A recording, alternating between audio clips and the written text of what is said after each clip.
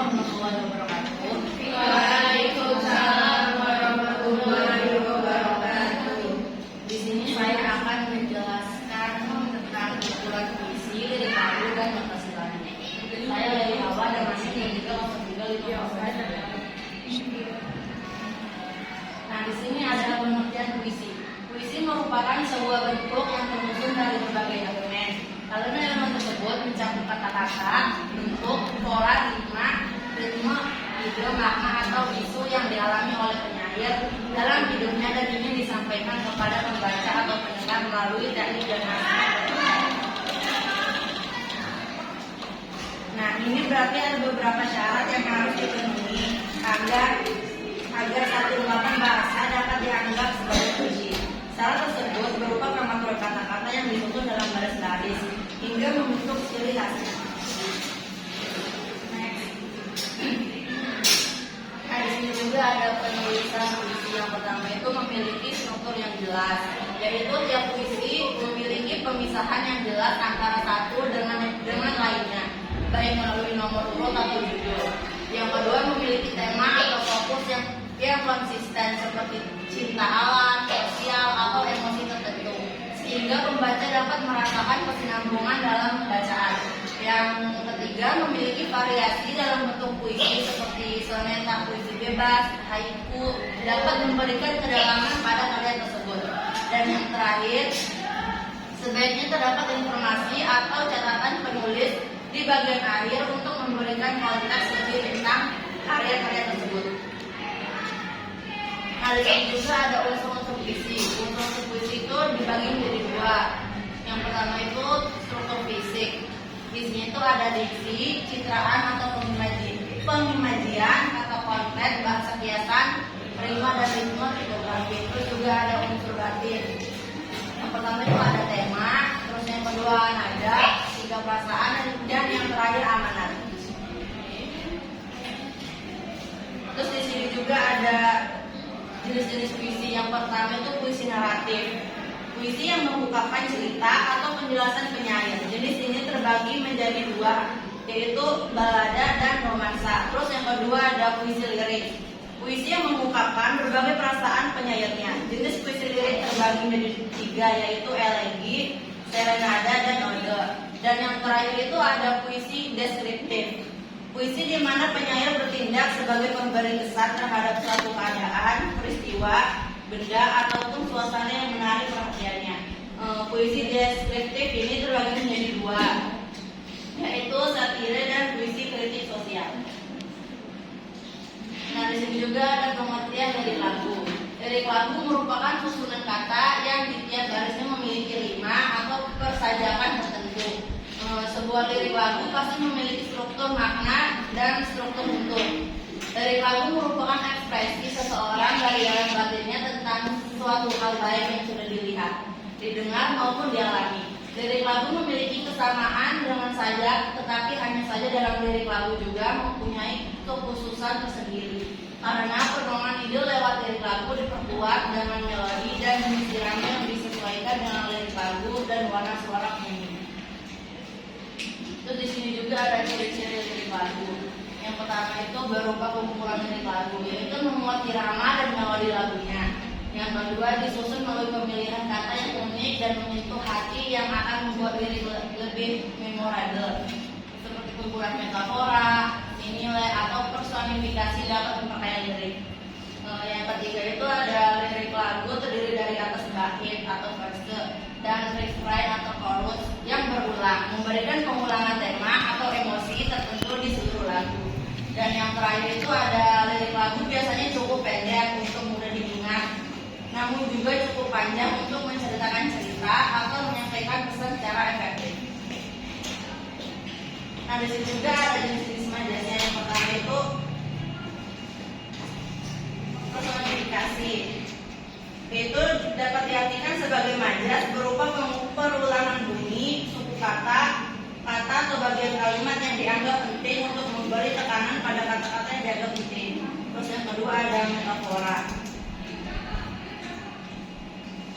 Metafora dapat diartikan sebagai pemakaian kata atau kelompok kata bukan dengan arti sebenarnya, melainkan sebagai lukisan yang berdasarkan persamaan atau perbandingan.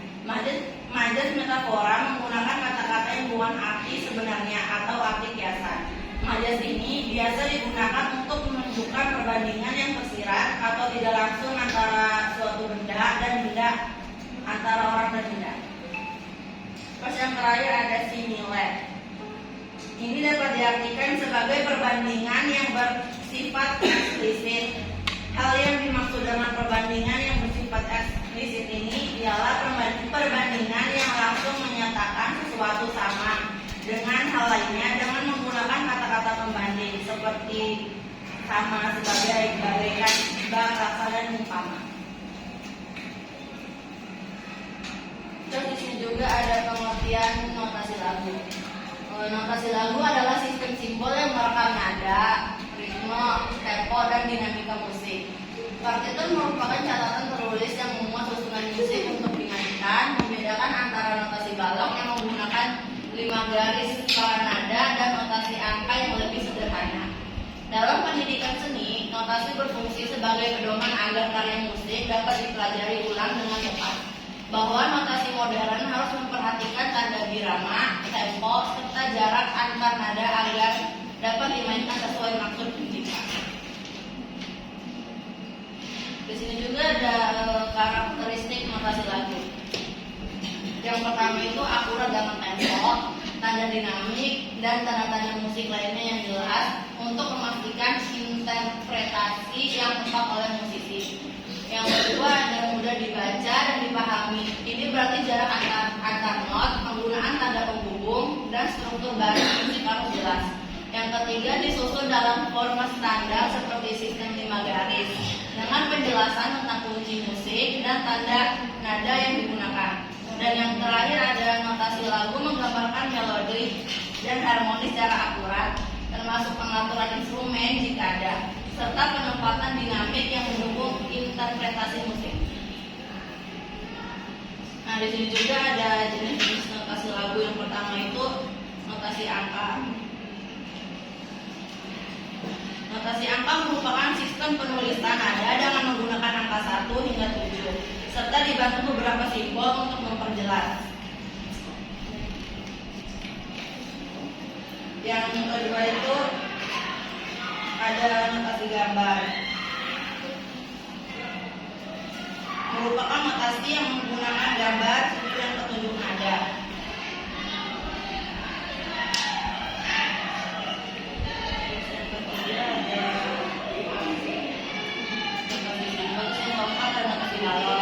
Notasi balok itu merupakan notasi yang terlengkap digunakan dalam penulisan lagu ataupun musik. Di dalamnya terdapat tanda tempo, cepat, lambatnya lagu atau musik, tanda dinamik, terus tanda istirahat, serta nilai tutupnya.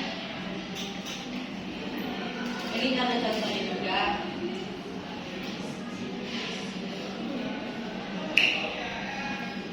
Apakah ada yang ingin bertanya?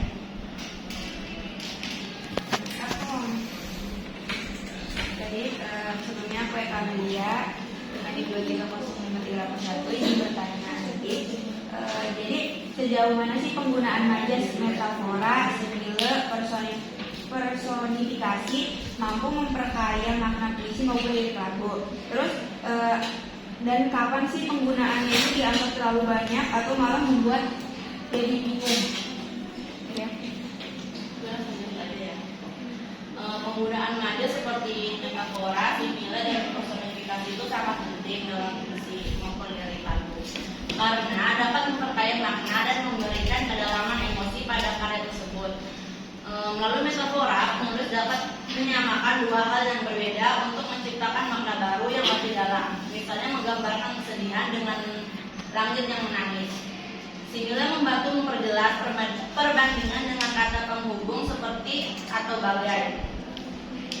Sehingga pembaca lebih mudah memahami perasaan atau suasana yang ingin disampaikan. Sementara itu, personifikasi membuat benda mati seolah hidup yang dapat menambah daya imajinasi dan nuansa puitis dalam teks. Namun penggunaan majas harus tetap seimbang. Jika terlalu banyak digunakan tanpa memperhatikan konteks atau alur makna, pembaca justru bisa merasa bingung dan kehilangan arah pesan utama. Siapa lagi? Aku Lilita Nabila dengan nomor 30346 bertanya, apakah puisi masih memiliki peran yang signifikan di era digital ketika media sosial lebih didominasi oleh teks singkat dan visual? Ya, puisi masih memiliki peran yang signifikan di era digital, meskipun media sosial ini lebih didominasi oleh teks singkat dan visual. Justru di tengah arus informasi yang serba cepat dan dangkal, puisi hadir sebagai ruang refleksi dan ekspresi yang lebih mendalam. Melalui puisi, seseorang dapat menyampaikan emosi, pengalaman, dan kritik sosial dengan cara yang indah dan bermakna. Banyak penyair modern kini memanfaatkan media digital seperti Instagram, Twitter, atau TikTok untuk membagikan karya mereka dalam bentuk puisi visual, puisi pendek, atau spoken word, sehingga tetap relevan dengan selera generasi muda. Hal ini menunjukkan bahwa puisi tidak kehilangan tempatnya, tetapi bertransformasi mengikuti perkembangan zaman. Dengan cara baru ini, puisi justru semakin mudah diakses, dinikmati, dan diapresiasi oleh masyarakat luas.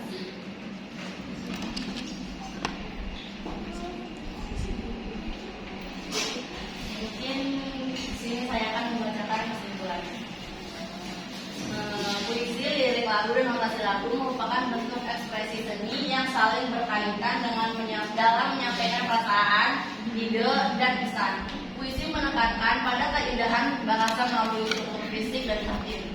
Lirik lagu menggabungkan kekuatan kata dengan melodi untuk menciptakan pesan emosional yang lebih mendalam. Sedangkan notasi lagu berfungsi sebagai panduan simbolis agar karya musik dapat dimainkan dan dilestarikan secara tepat. Ketiganya menjadi sarana penting dalam memperkaya karya sastra dan musik, sekaligus sebagai media komunikasi kreatif lintas generasi.